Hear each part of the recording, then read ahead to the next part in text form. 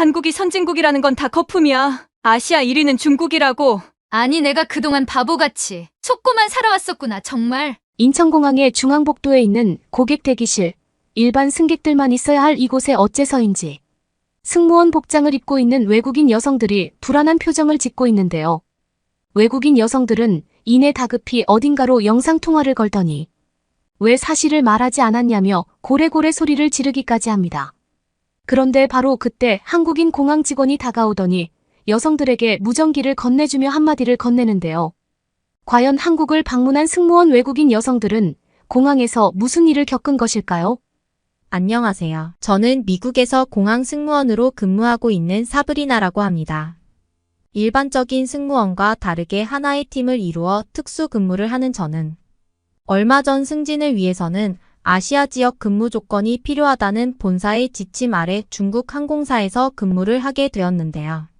하지만 선진국인 줄 알았던 중국은 들려오던 소문과는 다르게 완전한 후진국의 모습을 가지고 있었고, 심지어 공항에서 근무를 할 때에도 불법으로 비행기를 탑승하려는 중국인들이 너무 많아서 저는 점점 지쳐만 갔습니다.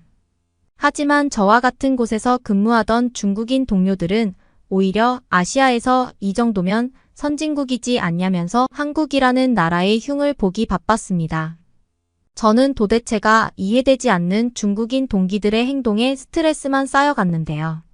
그들은 모두 중국이 후진국인 사실을 깊은 마음속으로는 알고 있으면서도 한국을 깎아내리기 위해 현실을 절대 인정하지 않았고, 결국 외국인인 저에게조차 한국인 승객들이 제일 가난하고 돈이 없는 사람들이니 무조건 경계하라는 헛소리까지 했기 때문입니다. 결국 저는 범죄와 더러움이 만연한 중국 공항은 물론 이러한 비열한 중국인들의 태도에 하루빨리 중국을 떠나고 싶어 결국 저와 같은 특수직 팀원들을 설득해 본사에 한국으로의 이직 요청을 신청하고 말았죠. 땅덩이만 큰 중국인들이 그렇게나 한국에 열등감을 보이는 걸 보면 분명히 한국이 아시아에서는 최고의 선진국일 것이라는 느낌이 왔고, 그건 저뿐만 아니라 다른 동료들도 마찬가지였는데요. 그리고 역시나 3개월 뒤 같은 승무원 팀원들과 함께 도착한 항공은 저의 인생 가치관 전체를 뒤흔들고 말았습니다. 일단 한국의 공항에 도착하고 제일 놀랐던 것은 공항에서 근무하는 직원들을 위한 개인 휴식 공간이 공항 이곳저곳에 설치되어 있었다는 사실인데요. 사실 중국에서 근무를 했을 때에는 이렇다 할 휴식 공간이 없어서 어처구니없게도 저와 팀원들은 항상 중국 공항 화장실이나 야외에서 휴식을 취해야만 했기 때문에 너무나 불편한 점이 많았는데, 한국의 공항에서는 이런 불편함을 겪을 이유가 없었습니다. 심지어 중국인 승무원 동료들은 항상 한국의 인천공항이 유명하기는 하지만 실제로 가보면 불을 켤 돈조차 없어서 너무나 어둡고 냄새가 난다며 저에게 중국에서의 장기 근무를 제안했지만 실제 겪은 한국은 오히려 이러한 중국인 동료들의 거짓말과는 완전한 반대였죠. 한국의 인천공항 내부에는 24시간이 넘도록 불이 꺼지는 일이 없었고, 심지어 공항 내부의 심야 시간이라 승객들이 거의 없는 순간에도 각종 AI 온도 조절기를 통해 에어컨과 히터마저 꽤 자유롭게 틀고 있었기 때문입니다. 일반적으로 중국의 공항에서는 현재 매우 심각한 경제 위기 때문에 하루에 한 번씩 공항 내부의 불을 전부 끄고 휴대폰 불빛이나 촛불을 이용해 업무를 보는 루틴이 있을 정도로 전기세마저 내지 못하고 있는 형편인데, 한국은 얼마나 부유하고 잘 사는 나라인지 촛불을 켜기는커녕 눈이 안 아픈 레드 불빛이 공항 전체를 밝히고 있을 뿐이었죠. 저와 함께 중국의 항공사에서 한국의 항공사로 이직을 성공한 팀원들은 한국이 중국인 친구들이 말하던 것과는 전혀 반대의 상황인데라며 깜짝 놀라는 모습을 보였고, 저는 왜 그렇게나 중국인들이 처참한 현실에 세뇌되어 있는지 그 실체를 여실히 느낄 수 있었습니다. 또한 이에 더해 더욱 큰 충격이었던 것은 바로 공항 내부에서 외국인 승객들의 안내를 돕기 위한 한국인 직원분들의 1:1 맞춤 서비스가 운영되고 있었기 때문인데요. 처음에 저희를 그저 단순한 외국인 관광객이라고 착각한 한국인 공항 직원분은 중국에서는 비싸서 엄두도 내지 못했던 전자패드로 저희의 방문 목적과 체류 기간을 확인하더니 곧바로 일정에 맞는 여행 노트를 종이로 출력해서 건네주셨고 그걸 본 저와 동료들은 엄청난 충격을 받고 말았죠. 심지어 직원분은 귀에 무선 이어폰을 착용하고 계셨는데 실시간으로 저희의 영어가 번역이 되니 편하게 영어로 말을 하면 된다고 했고 저는 이런 놀라운 한국의 디지털 기술력에 그만할 말을 잃고 말았습니다. 중국에서 근무를 할 때에는 외국어가 가능한 중국인 직원이 아예 없어서 항상 외국인 승객이 오면 저희 팀이 달려나가 응대를 해야만 했었는데 한국인 공항 직원분들은 기본적인 영어 실력이 되면서 실시간 번역 이어폰까지 사용하니 말 그대로 관광객들을 위한 최고의 서비스를 제공하고 있었죠. 또한 한국이라는 나라 자체가 얼마나 부유했던지 인천공항 직원분들은 모두 무인 프린트를 할 수 있는 전자패드를 들고 다니며 외국인 관광객들을 케어하기 바빴고 저는 바로 그 순간 왜 한국의 인천공항이 공항 서비스 순위에서 항상 1위를 지켜왔는지 이해가 되기 시작했습니다. 중국과는 전혀 반대되는 높은 기술력과 선진국 신문물에 저와 동료들은 이직을 성공한 한국 항공사를 방문하지 않고 2시간이 넘게 인천공항 이곳저곳을 구경하며 감탄하기 바빴고 이때의 시간은 제 인생에서 최고로 행복했어요. 그러나 한국의 놀라운 점은 여기서 끝이 아니었습니다. 약 2시간의 인천공항 견학 끝에 최종 합격을 했었던 한국 항공사에 도착한 저는 곧바로 팀 동료들과 함께 계약서를 작성하기 시작했는데요. 그런데 계약서를 살펴보던 저는 그 순간 상당히 당황하고 말았습니다. 계약서에는 일종의 면접용 사진을 붙여야만 하는 공란이 있었고 저와 팀 동료들은 아무런 증명 사진을 가지고 있지 않았기 때문인데요. 심지어 중국에서는 이러한 비즈니스용 사진을 찍으려면 중심 수도인 베이징까지 가야 해서 무려 일주일이 넘는 시간을 기다려야만 했기에 저는 계약서를 오늘 완성하지 못하면 어떻게 하지라는 불안감이 생기고 말았고 그건 다른 동료들도 마찬가지였습니다. 그런데 초조한 마음에 손톱을 물어뜯고 있는 저를 확인한 인사 담당자 미현 씨는 저에게 단순 계약서인데 모르는 것이 있냐며 먼저 친절히 말을 걸어왔고 저는 어쩔 수 없이 계약서에 붙일 사진을 가지고 있지 않다는 상황을 설명하고 나섰죠. 그런데 미현 씨는 저의 말에 알 수 없는 표정을 보이더니 공항 내부의 증명사진을 무인으로 찍을 수 있는 기계가 최소 4개나 설치되어 있으니 조금 있다가 가서 편하게 찍고 오면 된다는 도저히 믿을 수 없는 말을 하기 시작했습니다. 왜냐하면 중국은 물론 제가 태어난 나라 미국에서도 증명사진을 무인으로 찍을 수 있는 시설은 그 어디에서도 보지 못했기에 저는 미현 씨의 말이 무슨 말인지 아무리 생각해도 이해가 되지 않았고 결국 미현 씨는 보다 못했는지 저와 팀원들을 데리고 공항 중앙 통로로 저희를 안내했는데요. 그리고 놀랍게도 그곳에 도착한 순간 저는 말문이 막히고 말았습니다. 그곳에는 마치 게임기처럼 생긴 무인 스튜디오가 공항 내부에서 운영되고 있었고 심지어 더욱 놀라운 것은 너무나 저렴한 비용으로 면접용 사진은 물론 자신의 프로필에 사용할 스튜디오 사진까지 간편하게 무인으로 촬영할 수 있었기 때문인데요. 중국에서는 무려 일주일이 넘는 대기 시간이 걸려 낡은 스튜디오에서 촬영을 해야만 사진을 얻을 수 있었는데 한국은 이미 디지털 인프라에서 압도적인 성장을 이룬 듯 평범한 공항에서조차 이러한 무인 촬영 스튜디오가 운영되고 있었습니다. 무인 스튜디오 내부에는 정말 5,000원도 되지 않는 금액으로 다양한 규격의 사진을 촬영할 수 있는 시설들이 모두 갖추어져 있었고 심지어 찍자마자 사진이 바로 출력되는 한국만의 기술력은 눈으로 보면서도 믿어지지 않았죠. 또한 더욱 놀라웠던 것은 촬영 스튜디오 내부에 설치되어 있던 휴대폰 충전기였는데요.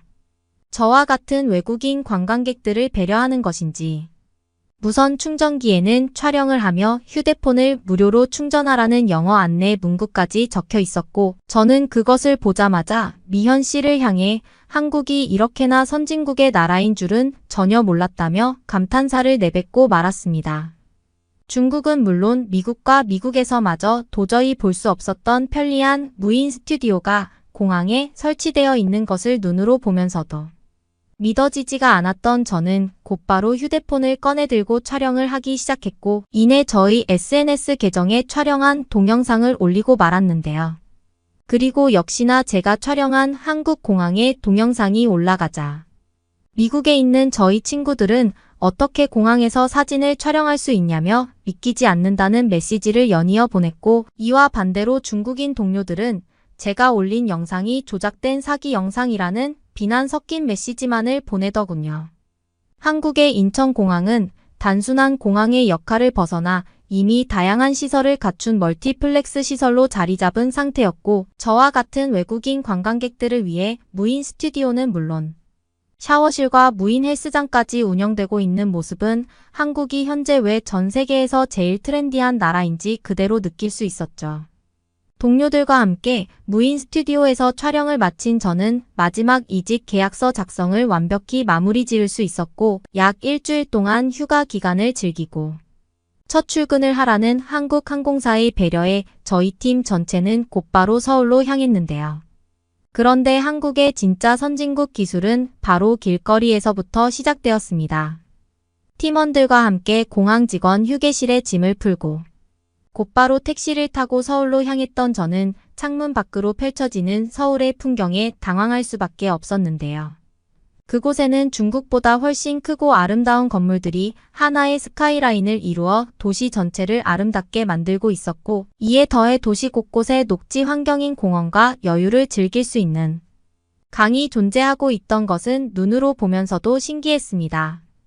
서울에 있던 청계천은 정말로 도심 한복판을 가로지르며 수많은 사람들이 있었지만 믿기지 않을 정도로 깨끗한 수질을 보이고 있었고, 얼마나 물이 깨끗했던지 각종 생물들이 청계천에서 살아가는 그대로의 자연을 보여주고 있었죠.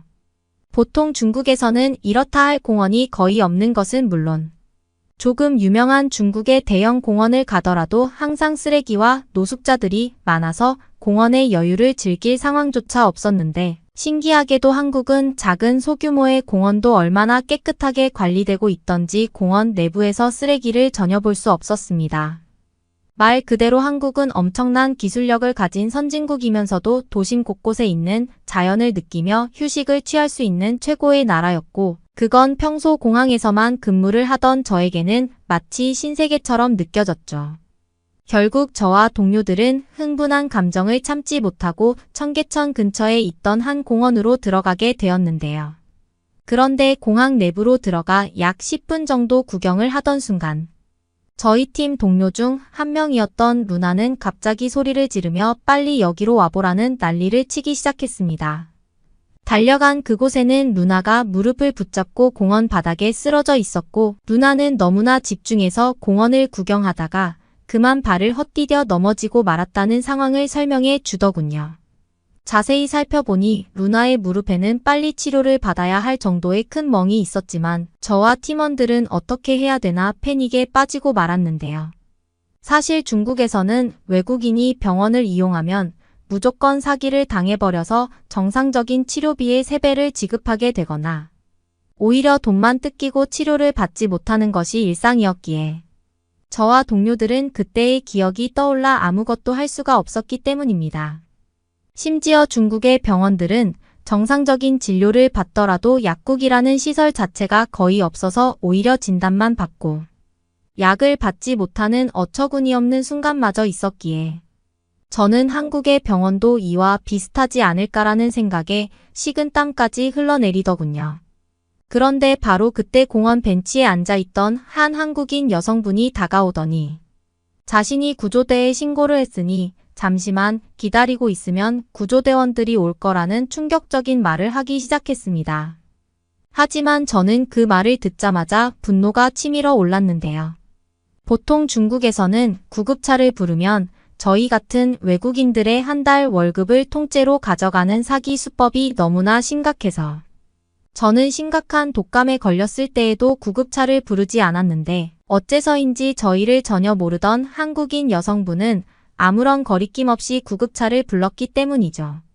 저는 이대로는 안 되겠다는 생각에 한국인 여성분에게 왜 마음대로 구급차를 불렀냐는 말과 함께 우리는 한국에 이제 이직을 와서 낼 돈이 전혀 없다며 하소연을 토로하기 시작했습니다.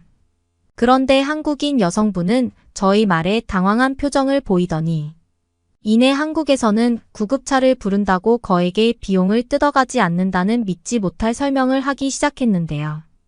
알고 봤더니 한국에서는 수준 높은 의료 인프라로 저와 같은 외국인들도 입국 여건만 있다면 너무나 저렴한 비용으로 모든 의료 서비스를 받아볼 수 있는 정도였고, 심지어 외국인 관광객들이 구급차를 불러도 아무런 편견의 시선이 없었기 때문입니다.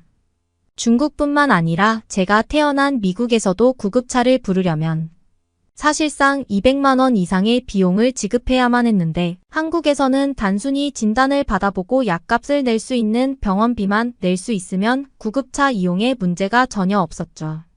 그리고 약 5분 뒤 한국의 구급대원분들은 엄청나게 빨리 오셔서 루나의 상태를 살피기 시작했고, 일단은 근처 병원으로 이동시켜주겠다는 말과 함께 저희를 태워 함께 병원으로 향하셨는데요. 중국에서는 제대로 된 의료 인프라 자체가 없어서 항상 아프면 참는 것이 일쑤였는데, 한국에서는 오히려 병원을 가지 않으면 바보 소리를 들을 정도였고, 저는 구급차를 타고 가며 어떻게 이런 꿈만 같은 나라가 존재하고 있었지라는 생각에 눈물이 흘러내렸습니다. 중국인들이 그렇게나 비하하던 한국은 이미 중국뿐만 아니라 미국과 미국보다도 더 부유하며 선진국의 인프라를 도시 이곳저곳에 갖추고 있었고, 한국인들은 이러한 수준 높은 도시 기술을 너무나 평범한 일상처럼 누리고 있었기 때문인데요. 그 후 약 10분 뒤 병원에 도착해 연골과 관련된 긴급 수술을 받은 루나는 한국 구급차의 빠른 이송 능력으로 골든타임의 수술을 받을 수 있었고, 첫 출근 시간이 조금 밀리기는 했지만 회복이 된다면 무릎에는 아무런 문제가 없었습니다. 만약 중국이었다면 루나는 아무런 수술도 받지 못하고 무릎에 큰 문제가 생겼을 것이 분명했을 텐데, 외국인들마저 감사하게 받아볼 수 있는 한국의 의료 인프라는 왜 많은 외국인들이 요즘 한국으로 이민을 오는지 완전히 이해가 되더군요. 루나를 병원에 입원시킨 뒤 마음을 진정시키기 위해 길거리를 걷던 저와 동료들은 결국 한국에서 완전히 취업, 이민을 성공해 한국인으로 살아보자는 마음을 먹게 되었습니다. 처음 겪은 한국은 살아가기 불편하던 중국과는 달리 외국인들에게 어떠한 편견도 없던 따뜻한 나라인 것은 물론, 언제 어디서나 자신의 몸을 진료받을 수 있는 의료 인프라는 그 자체만으로도 한국을 선택해야만 하는 이유가 충분했거든요. 또한 한국은 저녁 시간에도 길거리들의 불빛과 사람들이 가득했고, 중국에서처럼 위험한 범죄 상황이 거의 발생하지 않던 것은 한국이 얼마나 안전하고 치안이 좋은 나라인지까지 느낄 수 있었습니다.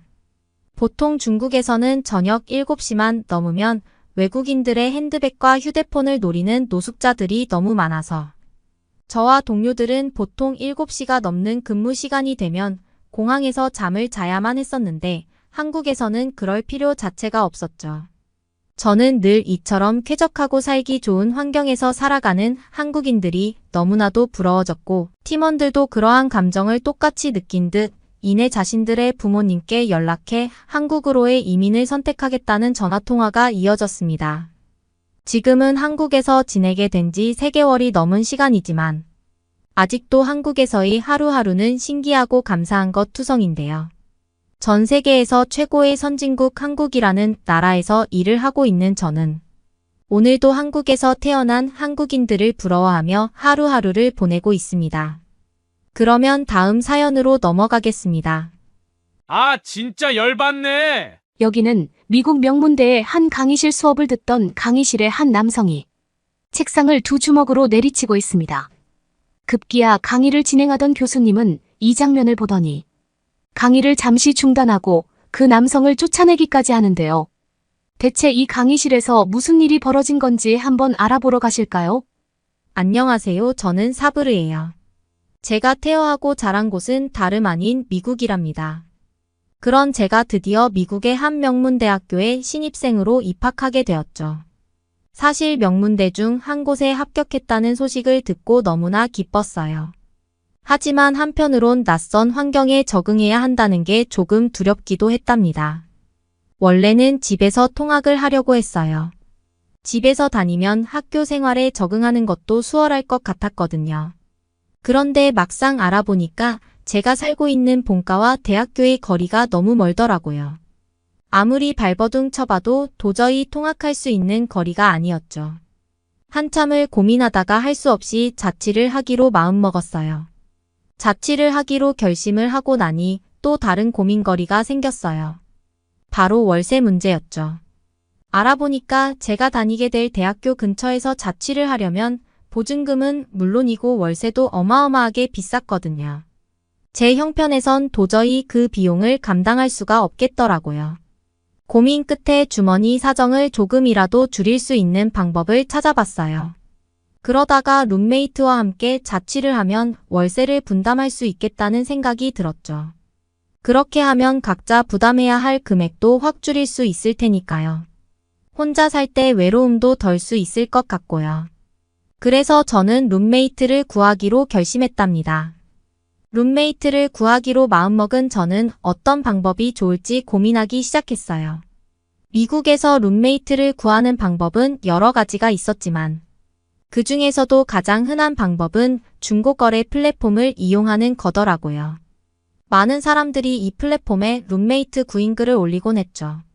저 역시 같은 방법을 써서 룸메이트를 구해보기로 했어요.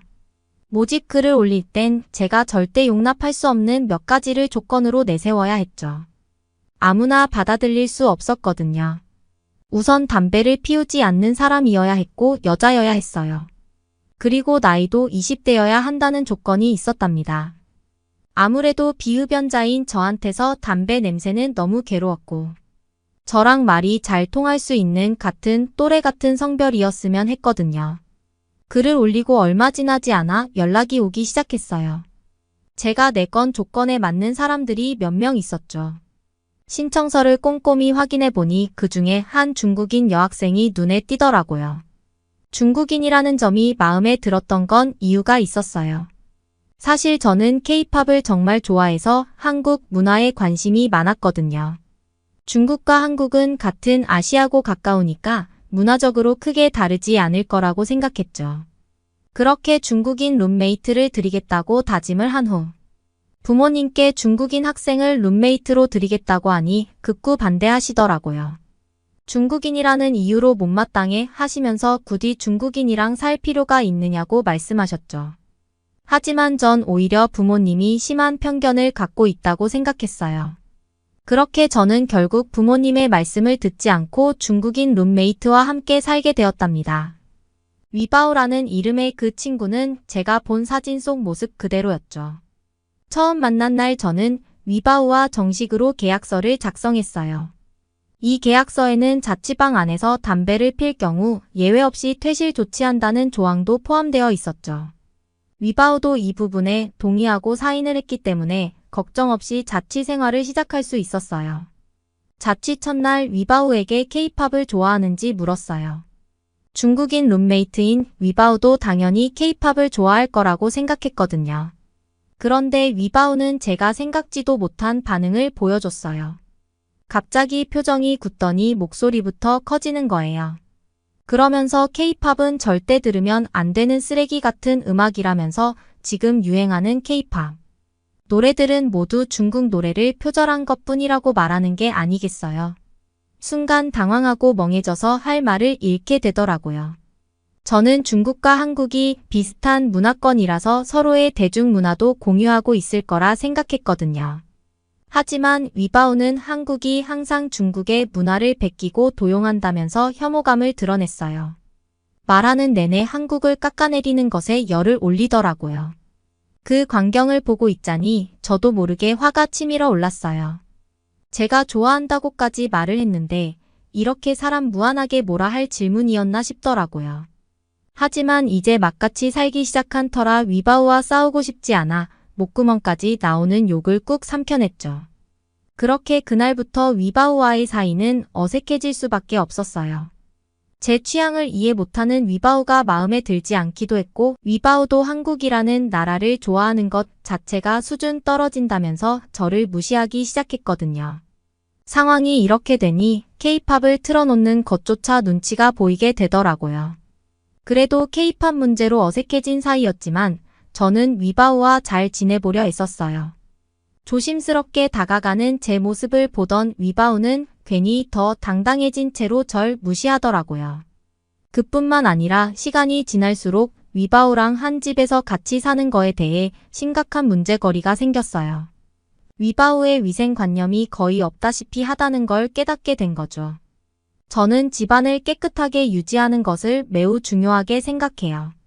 하지만 위바우는 저와 전혀 달랐어요. 같이 사는 내내 단 한 번도 머리를 감는 걸 본 적이 없었거든요. 심지어 옷도 몇 주씩 입고 지냈다니까요. 처음엔 그냥 개인 취향이니 자유라며 넘겼어요. 하지만 화장실을 쓰는 습관이 고개를 저을 만큼 심각하더라고요. 단 한 번도 화장실을 쓰고 나서 변기물을 내리지 않는 거 있죠. 위바우한테 물 좀 내려달라고 부탁했더니 위바우가 오히려 저한테 더 화를 내는 게 아니겠어요. 내가 물을 안 내리고 나온 게 아니라 너가 안 내린 거 아니냐고 억울해하면서 우기더라고요. 정말 미치고 팔짝 뛸 노릇이었죠. 화장실을 둘밖에 쓰지 않고 있는데 둘 다 물을 내렸다고 하니 말이에요. 몇 번이고 부탁을 했지만 절대로 물을 내리지 않는 위바우 때문에 저는 일단 화장실에 들어가면 뚜껑을 얼른 닫고 물을 내리고 보리를 봤죠. 위바우와 함께 살기 위해서는 어쩔 수 없이 해야 하는 행동이었어요. 사실 위바우의 행동이 이 정도면 걱정도 안 해요. 그런데 화장실뿐만 아니라 부엌에서의 상황도 만만치 않은 거 있죠. 정말 눈 뜨고 볼 수 없을 지경이었어요. 싱크대 위에는 자기가 먹은 그릇을 설거지 안 한 채로 수북이 쌓아놓은 건 기본이고 음식물 쓰레기를 제때 버리지 않으니 벌레들까지 꼬여들기 시작했더라고요. 태어나서 그렇게 많은 벌레들이 집에 생길 수 있다는 걸 처음 알았다니까요. 나 몰라라 하는 위바우의 행동에 화가 치밀어 오르기도 하면서 한편으론 무슨 수로 1년을 버텨야 하나 막막해졌어요. 계약 기간이 1년이었거든요. 그래도 어쩌겠어요. 남은 기간을 참고 견뎌내는 수밖에요. 속으로 이를 악물며 참았죠. 그렇게 열불이 나는 걸 참은 채 집에 있는데 이젠 집안에서 담배 냄새까지 나기 시작하더라고요. 처음엔 밖에서 담배 피는 사람들 때문에 냄새가 스며들어온 건가 싶었어요. 그런데 아무리 환기를 시켜도 냄새가 가시지 않는 걸 보니 이상하더라고요. 그러던 어느 날 저는 더 이상 참을 수 없는 일을 목격하고 말았어요. 현관문을 열고 들어서는데 위바우의 방문이 살짝 열려 있었거든요. 문틈 사이로 모락모락 담배 연기가 피어오르더라고요. 깜짝 놀라 방 안을 들여다봤죠. 위바우가 베란다 창가에 기대어 담배를 물고 있는 게 보이는 거 아니겠어요? 순간 머릿속이 하얘지더라고요. 화가 치밀어 올라 더 이상 참을 수 없어. 저는 계약서를 들고 위바우에게 다가가 계약 위반이라고 얘기했어요. 하지만 위바우의 반응은 제 생각과 전혀 다르게 흘러가더라고요. 솔직히 전 위바우가 저한테 사과할 줄 알았거든요. 그런데 담배를 피운 게 뭐가 어때서 자기한테 그렇게 뭐라 하냐는 거예요. 계약서 내용을 보여줬지만 자기는 이런 걸 처음 본다면서 코웃음을 칠 뿐. 죄책감은 눈꽃만큼도 찾아볼 수 없더라고요. 오히려 제가 너무 예민하게 구는 거라며 한두 번 정도는 봐줄 수 있는 거 아니냐고 따지는 게 아니겠어요. 저는 더 이상 물러설 수 없었어요. 이건 명백한 계약 위반이었으니까요. 그리고 한 번만 봐주면 계속할 위바우의 행동이 보지 않아도 훤히 그려졌죠. 그래서 저는 계약서를 들이밀며 단호하게 말했어요. 일주일 안에 방을 비우고 나가달라고 말이에요. 그렇게 위바우는 나갔고 저는 또 한 번 룸메이트를 새로 구해야 하는 상황에 놓이게 되었어요. 부모님께서 중국인 룸메이트와 살 것 같다고 하니까 뜯어 말리셨는데 왜 그렇게 뜯어 말리시는지 그제서야 깨닫고 후회가 되더라고요. 위바우가 떠난 뒤 저는 새로운 룸메이트를 구해야 하는 상황에 놓였어요. 사실 지난번처럼 중고거래 플랫폼을 이용할까 고민도 했죠. 하지만 혹시라도 위바우 같은 사람이 들어올까봐 겁이 났어요. 그러다 문득 학교에서 운영하는 온라인 커뮤니티가 있다는 게 떠올랐죠. 이 사이트는 우리 대학교 학생들만 이용할 수 있는 공간이니 이상한 사람들은 없겠지 싶더라고요. 그리고 여기서 룸메이트를 구하면 최소한 같은 학교 학생일 테니 안심이 될 것 같았죠. 저는 곧장 이 커뮤니티에 룸메이트 구인 글을 올렸어요. 며칠 후 한 학생에게서 연락이 왔어요. 메시지를 확인하는 순간 저는 깜짝 놀랄 수밖에 없었죠. 메시지를 보낸 사람이 바로 우리 학과에서 늘 1등만 하는 한국에서 온 혜민이었거든요. 저는 혜민이를 잘 몰랐지만 학과 게시판에서 소식을 볼 때마다 눈여겨보곤 했죠. 혜민이가 성적이 좋고 똑부러지게 행동한다는 건 저뿐만 아니라 저희 학과 사람들이 모두 아는 사실이었거든요. 그런 친구라면 룸메이트로 잘 맞을 것 같았죠. 게다가 한국 학생이라니 K-팝에 대해서도 이야기 나눌 수 있을 거라는 기대감이 들더라고요. 저는 주저없이 혜민이에게 연락을 해서 만나자고 했어요. 혜민이를 만나는 날이 되었고 혜민이는 저의 이름을 불러주면서 활짝 웃으면서 다가오더라고요. 같은 학과이지만 저희 학과 학생들은 쓸 수 없이 많은 사람들이 있거든요. 한 명 한 명 다 기억하기에는 정말 힘들 텐데 혜민이는 학과 학생들의 이름을 다 외운 듯해 보였어요. 전부터 제가 이뻐서 친해지고 싶었는데 친해질 기회가 없어서 항상 아쉬웠다고 말을 해주더라고요. 사실 제가 봤을 땐 혜민이가 훨씬 이뻐 보였는데 이렇게 이쁘고 똑부러지는 한국인 친구가 저와 친해지고 싶었다니 기분이 괜히 좋아지는 거 있죠. 혜민이랑 맛있는 음식을 먹으면서 이런저런 얘기들을 많이 나눴는데 말이 너무 잘 통하더라고요.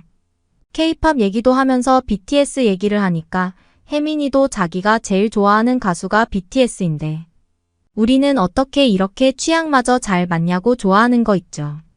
사실 위바우가 다녀간 이후로 저와 잘 맞는지에 대해서 알아보고 계약을 하고 싶었거든요. 이는 더 알아볼 필요가 없었어요. 취향도 잘 맞고 말도 잘 통하는 친구였거든요. 거기다가 과 안에서 성적도 좋으니 제가 거절할 이유가 없었죠. 바로 계약을 하자고 혜민이한테 말하니 엄청 좋아하더라고요. 괜히 제 기분까지 좋아지는 거 있죠. 혜민이와 본격적으로 함께 생활하면서 매일이 즐거웠어요. 생각한 거 이상으로 이는 정말 깔끔한 친구더라고요. 저와 함께 사는 내내 규칙적으로 씻는 건 물론이고 집안 곳곳을 깨끗이 청소하는 걸 게을리하지 않았죠. 특히 욕실과 부엌은 늘 반짝반짝 유인할 정도였어요. 혜민이 덕분에 제가 해야 할 집안일이 확연히 줄어들었죠. 요리를 하고 나면 설거지는 물론이고 식탁과 가스레인지 주변까지 먼지 하나 없이 깨끗했으니까요. 뿐만 아니라 위바우와 함께 지냈을 때 가장 골치 아팠던 벌레 문제도 싹 사라졌어요. 혜민이가 부엌을 깨끗하게 유지하다 보니 벌레가 있을 이유가 없었죠. 세면대 하수구에서 날아다니던 날파리들도 어느 순간 보이질 않더라고요.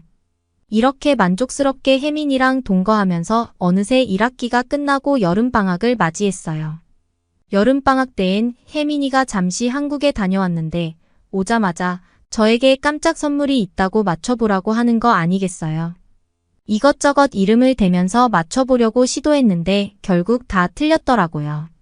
알고 보니 혜민이는 저한테 주려고 꼬북칩이라는 과자를 10개나 사온 거 있죠. 그걸 보고 저는 깜짝 놀랐어요. 요즘 미국에서 한국 과자인 꼬북칩이 엄청 유명하거든요. 저도 한번 이 꼬북칩을 사 먹으려고 가게에 가본 적이 있었는데 품절이라서 한 번도 먹어본 적이 없었거든요. 그런 과자를 10개나 사오니 감동을 받지 않을 수가 없었죠. 꼬북칩을 처음 뜯었을 땐 오밀조밀한 모양으로 동그랗게 여러 겹이 한 개의 과자로 쌓여 있더라고요. 모양을 자세히 보니 마치 거북이의 등껍질이 생각나는 게 아니겠어요. 그래서 꼬북칩이라고 한 건가 하면서 저도 모르게 피식 웃게 되더라고요. 그렇게 과자를 한 입 먹어보는 순간 저는 깜짝 놀랐어요. 얇고 바삭한 과자가 여러 겹이 입에 한 번에 씹히다 보니 식감도 매우 좋았고 옥수수 향이 고소하게 나면서 은은하게 달달함이 올라오더라고요. 순식간에 과자 한 봉지를 뚝딱 해치웠죠. 혜민이는 그런 저를 보면서 맛있는 점심밥도 해주겠다고 주방으로 들어갔어요. 그렇게 혜민이가 차린 상에 앉았는데 빨간 국물이 있었어요. 이름이 김치찌개라고 하더라고요. 혜민이한테 이거 먹으면 매워서 죽는 거 아니냐고 하니까 웃으면서 저를 위해서 일부러 덜 맵게 해줬다고 했죠.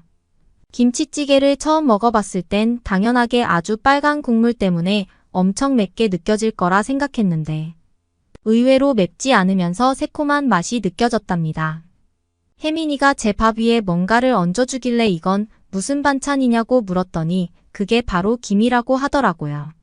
납작하고 까만색인데다 바삭해 보이는 김이라는 게 도대체 무슨 맛일지 상상이 안 갔어요. 음식이 까만색인 건 보기 드물었거든요.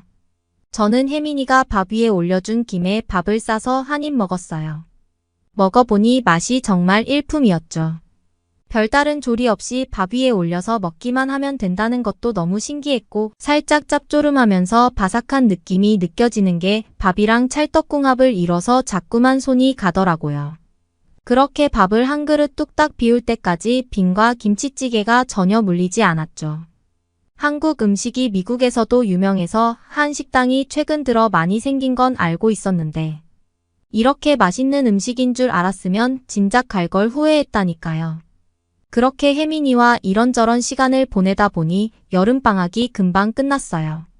2학기에는 혜민이와 함께 동아시아의 역사라는 과목을 수강하고 있는데 교수님께서 중국과 한국, 일본 등 동아시아에 대한 나라들을 아주 자세하게 설명해 주시고 동화책 읽어주듯이 재미있게 설명해 주셔서 너무 재밌더라고요. 오죽하면 혜민이와 매주 동아시아의 역사를 수업하는 날만 기다렸다니까요. 그러던 어느 날 저는 혜민이와 동아시아 역사를 듣기 위해 강의실로 향하고 있었어요. 그런데 강의실로 가는 복도 맞은편에서 중국인 학생들이 걸어오고 있더라고요. 중국인 학생들은 서로 중국어로 큰 소리로 대화를 나누면서 걸어오고 있었죠. 사실 평소에도 동아시아의 역사 시간대에 종종 봤던 무리인데 저는 별로 좋아하지 않았어요. 매번 수업 시간마다 딴 소리를 해서 집중력을 흐리거나 자기네들 무리끼리 시끄럽게 얘기를 해서 강의실에 있기 너무 불편했거든요. 혜민이와 전 별 생각 없이 지나치려는데 갑자기 그 무리 중 한 명이 일부러 혜민이의 어깨를 세게 치고 가는 게 아니겠어요. 이는 깜짝 놀라 주춤거렸고 중국인 학생은 그런 이에게 손가락질을 하면서 험상궂은 표정을 하고 따지더니 뒤도 안 돌아보고 가버리더라고요. 본인이 지나치다가 일부러 쳤으면서 적반하장인 모습에 얼마나 어이가 없던지 짜증이 나더라고요. 저는 혜민이가 걱정돼서 혜민이의 표정을 살펴봤어요. 혜민이는 크게 신경 쓰고 싶지 않은지 별다른 내색을 하지 않더라고요. 하지만 전 그런 혜민이의 모습을 보면서 속상한 마음이 들었어요. 분명 누가 봐도 일부러 부딪힌 게 맞았는데 사과는커녕 저런 식으로 따지고 가다니요. 중국 애들은 왜 저러는 건지 너무 유치하고 이기적인 것 같다는 생각을 했어요. 중국인들에 대해 깊게 알게 될수록 답이 없는 것 같더라고요. 그렇게 기분 나쁜 사건을 겪고 나서 동아시아의 역사 강의실에 도착했어요. 아까 그 중국인 학생들이 옆에 몰려 앉아 있는 걸 보니 기분이 좋지 않았지만 교수님의 강의에 집중하기로 했죠. 그날 강의 주제는 중국 수나라 시대에 있었던 역사적 사건들이었어요. 평소에 교수님이 말씀해주신 역사 이야기가 재미있었기 때문에 호기심 가득한 눈빛으로 강의를 들었죠. 교수님의 목소리가 강의실에 울려 퍼졌는데 고대 한반도에는 고구려라는 작지만 강한 나라가 있었다고 해요. 수나라가 중국 대륙을 통일한 상황에서도 고구려는 동아시아 지역에서 영향력을 크게 행사하고 있었다던데 신기하다고 생각했죠. 교수님은 이런 상황을 견제하기 위해 수나라의 양제, 황제가 612년에 100만 대군을 이끌고 고구려를 침공했다고 설명해 주셨어요. 한반도 전체를 정복하려는 야심을 안고서 말이죠. 하지만 교수님은 이어서 놀라운 설명을 해주셨어요. 그 와중에도 고구려의 저항은 치열했다고 하시더라고요. 비록 군사적으로 열세였지만 엄청난 전략과 강력한 정신력으로 수나라군을 괴롭혔다는 거 있죠. 결국 당황한 수나라의 양제 황제가 30만의 증원군을 보냈지만 을지문덕 장군의 유인 작전 때문에 큰 위기를 겪었다고 설명해 주셨어요. 특히 흥미로웠던 건 살수대첩에 관련된 내용이었어요. 수나라군이 퇴각하는 과정에서 강을 건너다 매복 공격을 받아서 30만 명 중 2,700명 정도만 살아서 돌아갈 정도로 크게 졌다는 거 아니겠어요. 대체 어떻게 하면 저런 결과를 만들 수 있는 건지 을지문덕 장군이 정말 대단하다고 생각했죠. 교수님의 강의에 푹 빠져들어갈 때쯤 어디선가 갑자기 큰 목소리가 튀어나왔어요. 뒤를 돌아보니 아까 혜민이의 어깨를 일부러 치고 갔던 그 중국인 학생이 자리에서 벌떡 일어나며 교수님이 말씀하시는데 갑자기 끼어들었더라고요. 그 중국인 학생은 중국의 막대한 국방비 지출과 현재의 군사력을 강조하면서 중국의 국방 예산은 세계 2위 수준이니 한국 정도는 중국이 단숨에 부숴버릴 수 있다고 주장했죠. 그러면서 과거보다 현재가 중요한 거 아니냐고 하더라고요. 교수님은 중국 학생의 말에 잠깐 당황하신 기색이었지만 이내 침착한 표정을 되찾으셨어요. 현재의 상황이 중요하다는 데에는 동의하면서도 과거를 통해 배울 점이 많다고 말씀하셨죠. 중국의 군사력이 상당하다는 사실도 인정하셨어요. 하지만 이내 다른 면에서 한국에 대한 말씀을 이어가셨죠. 한국의 군사력 역시 만만치 않다고 하시더라고요. 세계 9위권의 국방비 지출 규모라는 객관적 지표를 제시하면서 말이죠. 군사력의 척도가 단순히 국방비뿐만 아니라 다른 여러 요소들과 함께 종합적으로 고려해서 결정된다는 설명도 해주셨고요. 특히 교수님은 한 나라의 군사력을 파악할 때 국방 수출 규모도 무시할 수 없는 지표라는 설명을 하시면서 세계 방산 수출 시장에서 중국과 한국이 차지하는 비율의 차이는 그렇게 크지 않다고 말씀해 주셨어요. 이어서 교수님이 말씀하시는 내용이 재밌었는데 만약 한국이 군사력이 약했다면 폴란드에 2차례에 걸쳐서 150억 달러나 되는 수출 계약을 맺을 수 없었을 거라고 설명하시더라고요. 게다가 이때 수출되는 무기는 흑표 전차, 자주포, FAO, 경공격기, 천무 로켓 등이 있는데 이 무기들은 모두 전 세계적으로도 뛰어난 성능을 갖고 있는 무기라는 거 있죠. 심지어 한국에서 자체 개발한 전투기는 폴란드에서 공동 개발에 참여하고 싶다는 의사를 밝힐 정도로 관심을 가지고 있다고 하더라고요. 베트남 정부에서는 한국의 국방부 차관에게 한국산 자주포를 도입하겠다는 의사를 밝혔다는 말씀도 하셨고요. 그리고 교수님은 중국 학생들을 향해 직접적으로 충고하는 것도 잊지 않으셨어요. 영토의 크기와 군사력이 반드시 비례하는 건 아니라며 한국을 얕보면 큰 코 다칠 수 있다고 경고하셨죠. 하지만 중국인 학생은 끝까지 동의하지 않더라고요. 지도상으로 봐도 한국은 토끼같이 생기고 실제로도 한국은 토끼 같은 약한 나라에 불과한데 어떻게 감히 세계 최고 나라인 중국을 당해내겠냐고 말하는 거 있죠. 중국 학생들이 자꾸만 한국을 비하하는 발언을 쏟아내자 전 점점 화가 치밀어 올랐어요. 강의실에서 수업과 전혀 상관없는 얘기로 분위기를 망치는 게 너무 싫었거든요. 게다가 중국인들이 자기 나라의 열등감과 편견을 그대로 드러내는 것 같아서 더 불쾌했어요. 결국 저는 중국인 학생에게 항의하듯이 말해버렸죠. 아니 한국이 토끼처럼 보이는 건 중국 너희들이 자격지심에 가득 차서 그렇게 보고 싶은 거 아니냐고 말이에요. 그뿐만 아니라 저는 아까 강의실에 들어오기 전 있었던 그러니까 중국인 학생이 혜민이의 어깨를 일부러 친 사건까지 꺼냈어요. 자기들이 실력으로는 한국을 이길 수 없으니까 그렇게 비겁한 짓이나 하는 거라고 직격탄을 날렸죠. 속이 뻥 뚫리는 기분이었답니다. 마지막으로는 중국 학생들에게 한마디 더 보탰어요.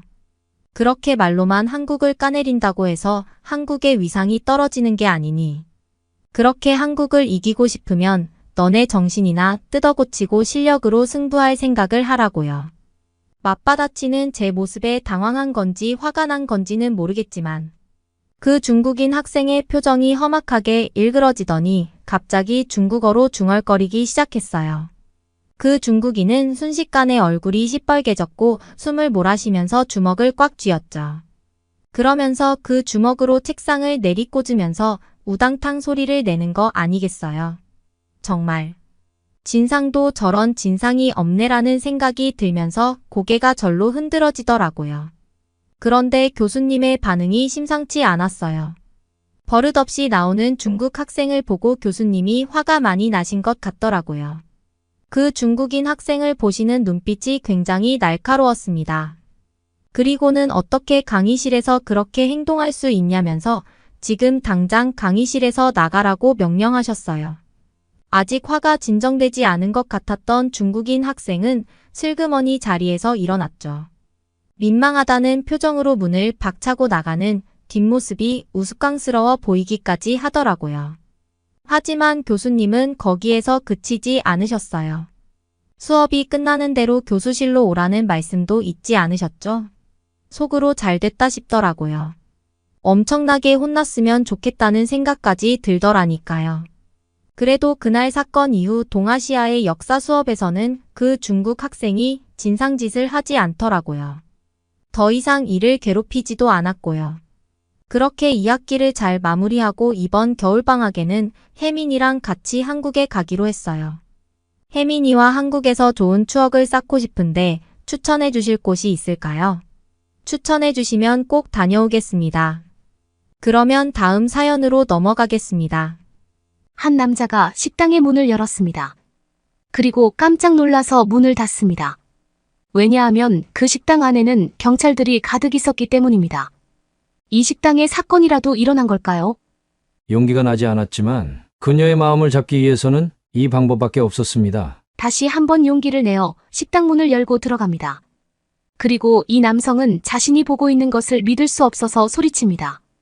과연 이 남성에게는 어떤 일이 있었던 걸까요? 안녕하세요. 저는 미국 보스턴에서 살고 있는 피터입니다. 저는 미국에서 경찰로 일하고 있습니다. 저는 보스턴주의 작은 도시 케임브리지에서 자랐습니다. 제가 자란 곳은 마을 경치와 역사적인 매력으로 유명한 곳이지만 저에게는 항상 무언가가 부족하게 느껴졌습니다. 그래서 어릴 적부터 보스턴 시티의 번화함과 다양성에 매료되었고 그곳에서의 삶을 꿈꾸었습니다. 언젠가 더 큰 세상을 경험하고 싶었습니다. 저는 고등학교를 졸업한 후에 보스턴으로 이사하기로 결심했습니다. 어려서부터 사람들을 돕고 약한 사람을 지키는 것에 큰 만족을 느꼈거든요. 보스턴으로 이사한 후 경찰 아카데미에 입학했습니다. 그곳에서 저는 다양한 배경을 가진 사람들과 만나며 시야를 넓혔고 도시의 복잡한 현실에 대해 배웠습니다. 훈련이 힘들고 도전적이었지만 저는 경찰이라는 꿈을 향한 열정으로 그 모든 어려움을 극복했습니다. 졸업 후에 보스턴 경찰국에 배치되었습니다. 케임브리지의 평온한 삶과는 확실히 다른 보스턴은 하루하루 끊임없이 사건 사고가 발생하는 곳이지만 저는 이 도시의 일원으로 잘 적응하고 있습니다. 여러분 미국 경찰하면 한 손에는 커피, 한 손에는 도넛을 들고 있는 모습이 쉽게 떠오르시죠? 그런데 언제부터 이렇게 도넛과 미국 경찰이 함께 떠오르게 되었을까요? 그 이유를 간단하게 살펴보면 세계적인 도넛 상표 던킨 도너츠와 관련이 있습니다. 미국 내 대부분의 도넛 가게는 24시간 영업을 하고 있습니다. 그래서 범죄가 많이 일어나는 미국에서는 어쩔 수 없이 이런 도넛 가게들은 새벽마다 무장 강도들의 주요 표적이 되고는 했습니다. 그 도너츠 브랜드 중에 특히 미국 전역에 영업점이 있었던 던킨 도너츠의 피해가 막심했습니다. 그래서 던킨 도넛은 이 문제를 타개할 방법을 고민하기 시작합니다. 그러다가 생각해낸 방법 중 하나가 어차피 새벽 시간에는 팔리지 않는 커피와 도넛을 그냥 버리기보다 경찰에게 무료로 제공하기로 한 것이었습니다. 그렇게 무료 도넛을 준다는 소식 탓에 새벽 시간에 경찰들이 도넛 가게 주변을 돌아다니게 되었고 자연스럽게 던킨 도너츠 가게의 보안은 강해졌습니다. 도넛과 커피의 재고 처리와 함께 보안까지 2마리 토끼를 잡은 셈이었습니다. 물론 이후 안정이 되고는 돈을 받고 판매를 하게 되었지만 여전히 경찰관이나 소방관 분들에게는 엄청나게 할인된 가격으로 판매하고 있습니다. 때문에 새벽 시간 어떤 가게도 열지 않아 배고픔에 굶주렸던 미국 경찰들은 자연스럽게 커피와 도넛으로 새벽 시간을 보내게 됐고, 미국 경찰들이 먹는 음식 하면 도넛이 떠오르게 된 것이죠. 게다가 언제 사건이 터질지 알 수 없는 미국에서 항시 대기해야 하는 경찰의 입장에서는 도넛처럼 먹기 편하고 맛도 좋은 음식을 거부할 수는 없었어요.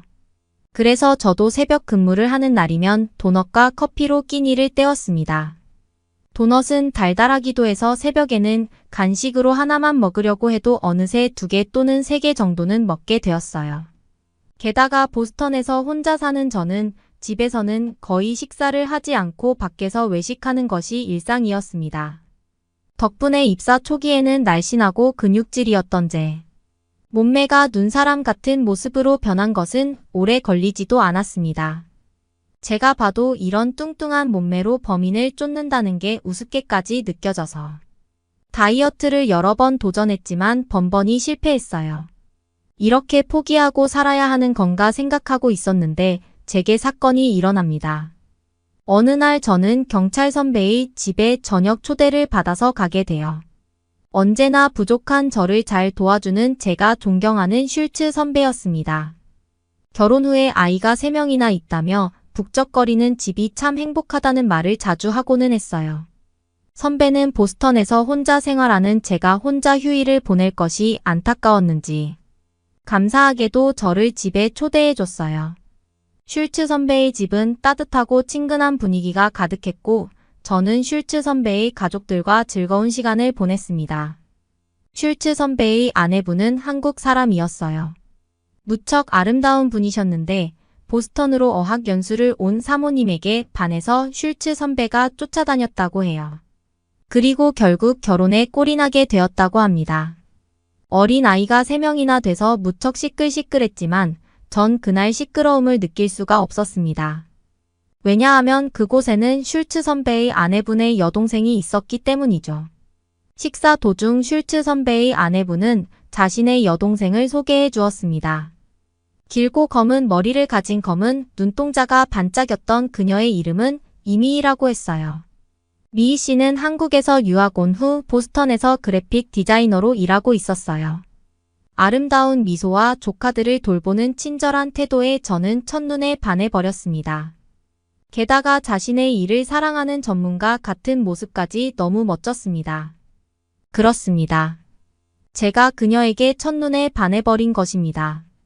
저는 집으로 돌아가서 거울 앞에 서서 제 모습을 봤습니다.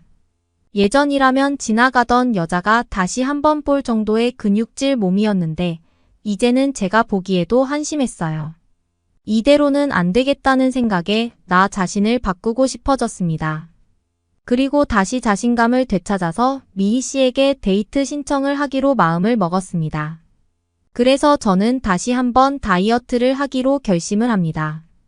그날부터 식사는 무조건 샐러드만 먹었어요. 의지가 활활 타오르던 며칠은 샐러드도 그런대로 먹을만 했습니다. 하지만 점점 몸에 힘이 하나도 나지가 않았습니다. 그리고 급하게 살을 빼려고 했던 탓인지 하루는 범인을 쫓아 달리다가 어지러움까지 느끼게 되었습니다. 저 때문에 범인을 눈앞에서 놓칠 뻔했지만 제때 다른 동료가 달려와서 범인을 검거할 수 있었습니다. 그 일로 저는 상사에게 크게 혼이 났습니다.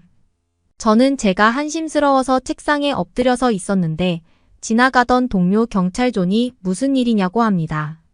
저는 다이어트를 하려다가 어지러워서 범인을 놓칠 뻔한 이야기를 해줍니다. 동료는 웃으면서 안 먹는 걸로 살은 안 빠진다면서 건강하게 먹고 운동을 해야 한다고 합니다. 그 말에 제가 그걸 누가 모르느냐며 외식을 하는데 건강하게 먹는 게 쉽지 않거니와 미국은 햄버거나 피자가 주식이라서 힘들다는 이야기도 합니다. 그러자 동료는 한식을 먹어보라고 자기도 요즘 한국 식당에서 식사하고 나서 살도 빠지고 군것질 생각도 잘 안 난다는 말을 해줍니다. 저는 한식이라는 말에 의문이 들었습니다. 예전에 몇 년 전만 해도 한식이 보스턴 타임스나 CNN 같은 데 소개되는 거는 20불 아래 맛집이라거나 가성비 좋은 집 이런 식으로 소개가 됐거든요. 하지만 음식 자체로 한식이 굉장히 훌륭하다라는 생각은 별로 들지 않았습니다. 물론 요즘은 한식이 엄청나게 유행이라서 맨하튼 여러 곳에 한식 레스토랑이 유명했습니다. 이 보스턴이라는 곳은 세계에 유명한 나라의 음식점이 많이 있고 세계적으로 유명한 셰프들이 엄청나게 경쟁을 하는 곳인데 탑 순위의 식당으로 자리 잡고 있다는 게 한식이 세계적으로 인정을 받는다는 이야기입니다. 그래서 한식이 맛으로도 인정받고 있다는 것은 알지만 그런 레스토랑들은 몇 달 전부터 예약을 하거나 엄청나게 줄을 서야 먹을 수 있고 가격도 일반 직장인인 제가 매일 식사를 할 수 있는 곳은 아니었습니다. 그래서 요즘 유행하는 한식당을 말하는 거냐며 가격이 좀 부담된다고 했어요.